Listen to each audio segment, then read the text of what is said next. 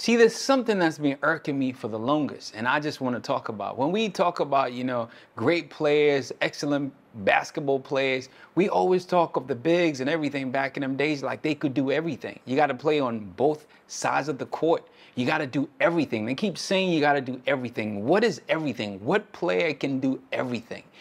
There are very few players that can do everything, but when we talk about everything, really, who can do everything? Can Michael Jordan do everything? That's my favorite player right there. That's number one. But can he do everything? Really? Can he do everything?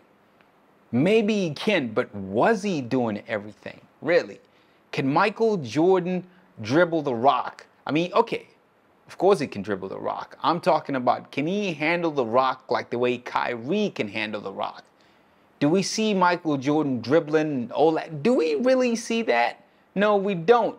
Because it's not necessary to do everything. With the skills that he had, he didn't have to do all that. But if he was a smaller player, I bet you will learn how to do that. To be able to create his own shot, he would have to be a really good ball handler and a dribbler. All right, I know the difference between the dribbler and the ball handler. Because you can dribble really well, you might not be able to handle the ball. And you can handle the ball really well, you might not be all that great dribbling. Those are two different things. All right, but was he really all that great? Okay, let's not get lost in that because that's not what I really want to talk about. What I'm trying to say here is there a player that can do everything? Or do you kind of shift to what you really can, or what really helps you become a good player or a great player?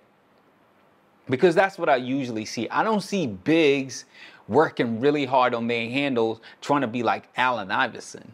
I really don't. I mean, you see a big working on his handles and everything, so he could be somewhat okay, especially the game today. You got to be able to play. You got to be able to play all positions. But back in them days, and even right now, you don't see them excelling in that department.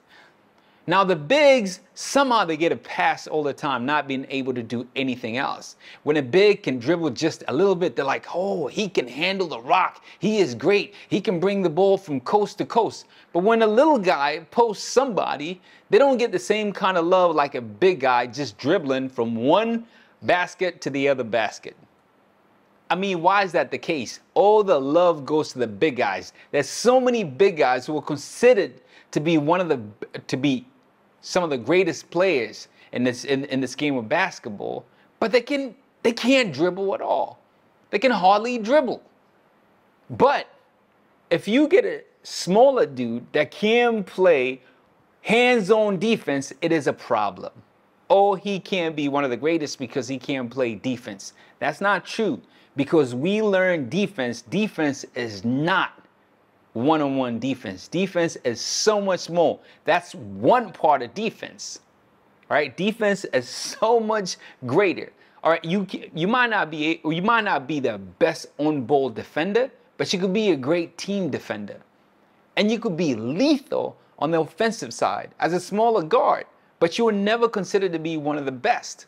But when a big guy can somewhat just dribble a little bit, all the love, they will give you all types of flowers because, oh my God, you're a big guy and you can dribble. Why is that the case? I mean, I'm sick and tired of this. I see it all the time. You see the Wilt, you see the Kareem, you see Russell, you see all these guys. I'm not saying they can't ball. No, I'm not saying that at all.